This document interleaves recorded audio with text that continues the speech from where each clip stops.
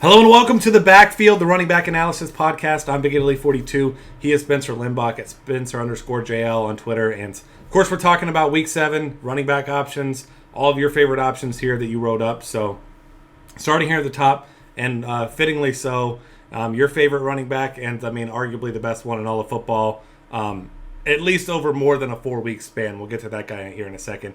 Le'Veon Bell against Kansas City, and I feel like this could be a situation where some people are kind of afraid of Le'Veon Bell, not because Le'Veon Bell hasn't produced, but because of his utilization, how he was utilized in the Steelers' offense last week, and also the fact that Adrian Peterson was shut down by this defense last week. But I'm still not a believer in the Chiefs, and I still love Le'Veon Bell this week. Yeah, and if you look at all the metrics, the Chiefs' defense, pretty much middle of the pack in all the rushing metrics there. So, kind of like I said in this article, is Le'Veon Bell a must-play? Not necessarily considering that high price tag, but I still think he's a really good play if you can grab him. Like you said, last week, Landry Jones kind of stole the show, threw for 2 touchdown passes in the second half after he was inserted into the game. But, those could have easily went to Bell. One of them was a long touchdown. And, if Landry Jones continues to be effective, that could actually help Bell getting some more red zone carries. That was kind of a deterrent for him with Mike Vick at quarterback, that he wasn't seeing those goal line carries. It really could play out a little bit differently for Bell. That's just kind of how it goes sometimes with running backs.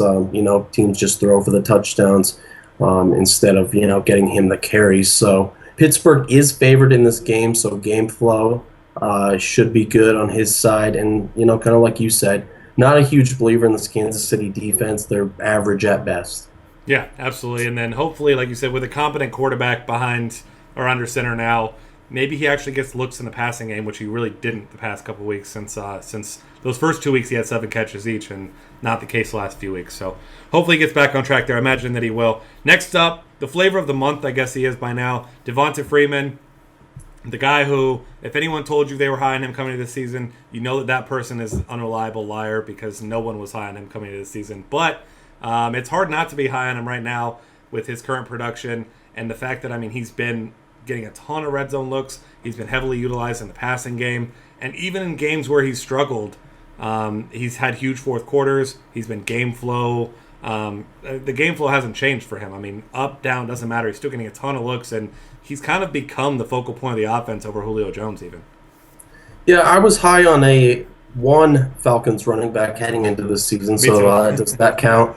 Tevin Coleman, of course, the rookie, was getting the starting job heading into week 1, but he got hurt. Freeman came in and really hasn't looked back.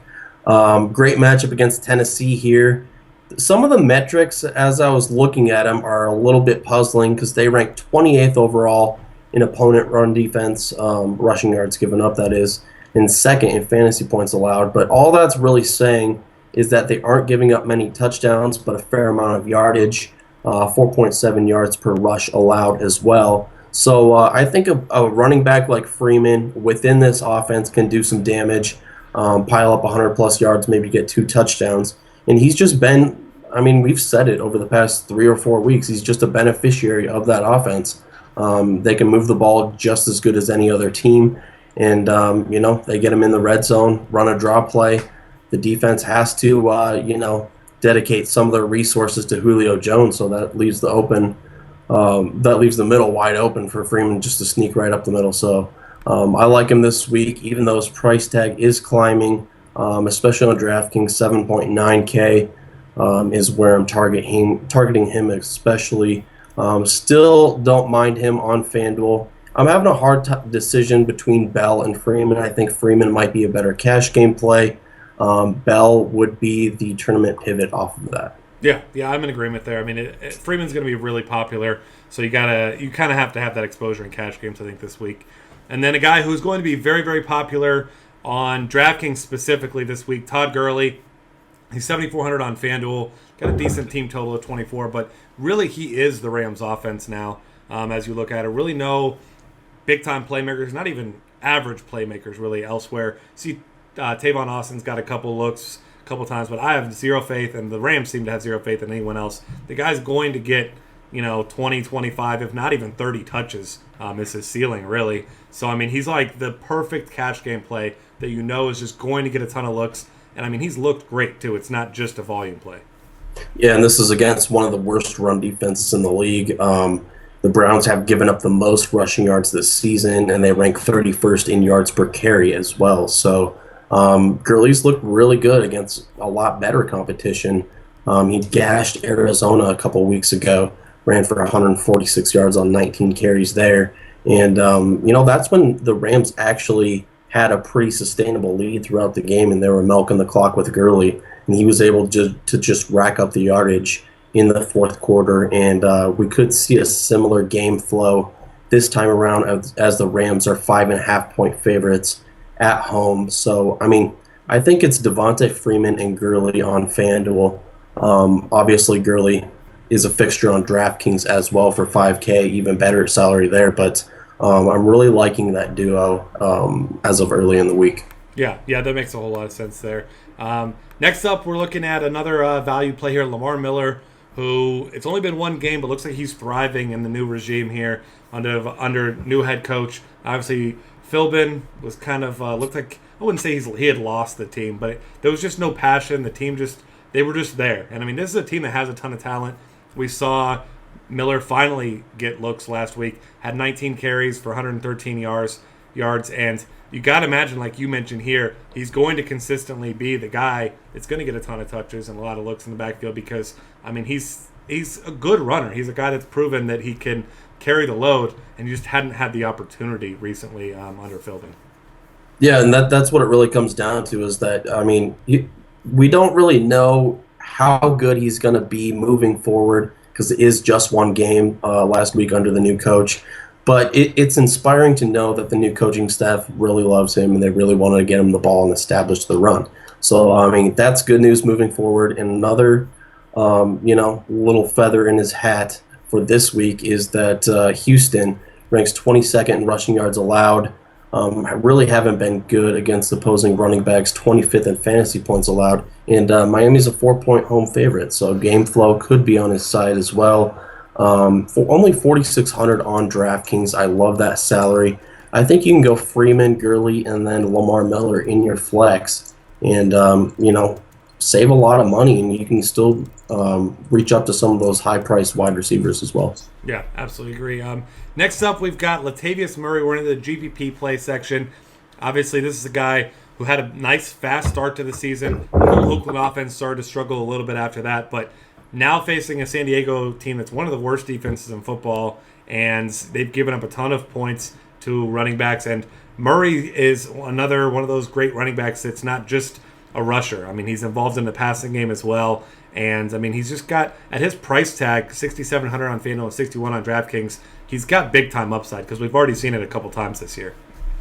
Yeah, I like him more on FanDuel. As we said earlier, there's some cheaper guys that I like more on DraftKings, like Lamar Miller or Todd Gurley.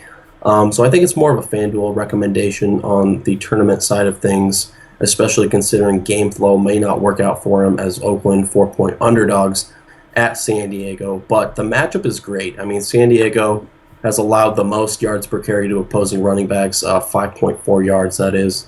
And, Murray, he had weeks 2 and 3, I think he was very good. And then against the Bears this last game, he kind of got banged up. Didn't churn out a necessarily very good fantasy performance. But coming off the bye week, he should be well rested, ready to go. And he's a fixture within this offense, should see plenty of touches in this great matchup. So add that all together, and I think he deserves some tournament consideration on FanDuel. Yeah, definitely. And then the next guy, Frank Gore, a guy that I've seen people be a little bit worried about because they added Ahmad Bradshaw, but I'm really not that concerned about him, especially on DraftKings, like you mentioned here, $4,900. I mean, he's a guy who looked great running the ball last week against the Patriots. The box score doesn't really show how effective of a runner he was, but, I mean, he maintained a lot of those drives for them last week. Now facing a New Orleans defense that, I mean, if you've watched football for any amount of time over the last couple of years, this has been consistently one of the worst defenses in all of football, I mean, for years now. And it kind of seems like Rob Ryan kind of just holding on by his last name with this job. Yeah, and there seems to be kind of a log jam on DraftKings around that salary. You have Gurley, um, Lamar Miller, guys like that, and I like those two better than Gore, but Gore is certainly up in that consideration considering this matchup against New Orleans, 30th overall in run defense, and the Colts 4.5 point home favorites. Andrew Luck looked a lot better last week. They should be moving the ball around, getting Gore some goal line opportunities. And that's basically all you can ask for with a cheap running back like this. And I think he has a pretty solid week. Yeah, I'm with you there. He's definitely looked good. Next up, Mark Ingram from the Saints, opposite side of this game. $7,600 on FanDuel, 63 on DraftKings. And as you mentioned here, the issue with CJ Spiller is a little bit concerning, but I saw someone make a point the other day, and I can't remember who it was. Someone tweeted out the fact that as heavily utilized as we saw Darren Sproles was in this offense, they just haven't found a way to get CJ Spiller really all that involved, which leaves Mark Ingram still as easily the lead dog and the guy that gets the goal line carries here as well. So he should be still seeing, almost all of the actual carries in this one, even if he misses a couple looks out of the backfield in the passing game. Yeah, and this is a true contrarian play. I mean, the other tournament picks we had before, Lat Murray and Frank Gore, they were guys who just weren't quite as good as our cash game picks that we listed earlier. This one with Ingram is definitely going against the grain. It's assuming that New Orleans can jump out to a lead, and then they'll feed Ingram down the stretch, and he'll probably have less than 5% ownership percentage, I predicted on both sites. So that could be a way for, to get some exposure to an RB2 with some upside that no one else really has. So purely contrarian play, but, it's a good one at that, considering he's facing an average rush defense, and he'll see the bulk of the carries. Yep, absolutely. And then this last guy, don't misread this first name as how it looks like it's actually pronounced. His name's not Christine. I thought that for the longest time when I first heard of him years ago. But Christian Michael for the Dallas Cowboys. Maybe his parents are kind of inept at, I don't know, spelling. But either way, the guy's very talented. A lot of us have been waiting a long time for him to actually get an opportunity. He was stuck behind Marshawn Lynch in Seattle for the longest time. Now Dallas, who really had that one game from Joseph Randle. Outside of that, haven't had much production from the running back spot. I mean, this is a good offensive line, too. So if Michael ends up getting the bulk of the carries, which he should, it's not a great matchup against the Giants, but, I mean, this is a talented guy, and he's really, really cheap. Yeah, and we really don't know how the situation is going to play out. I mean, we're just kind of banking on coach speak at the moment, saying that he's gotten the bulk of the reps over their bye week.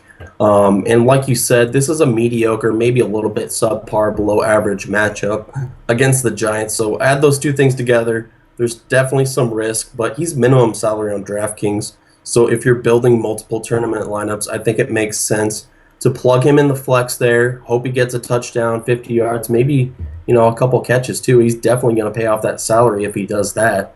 And then, kind of spend up elsewhere to the guys no one else can fit in certain combinations. So that's the appeal with Michael this week. That's the only kind of scenario I will have him on my lineups, mostly on DraftKings for that minimum salary. But definitely don't overlook him if you have multiple tournament lineups. Yeah, absolutely. I know I'll be getting some shares myself. And that's going to wrap things up. Find us on Twitter at DF Cafe. Subscribe to our YouTube channel. Lots of other great content for NFL at dailyfantasycafe.com.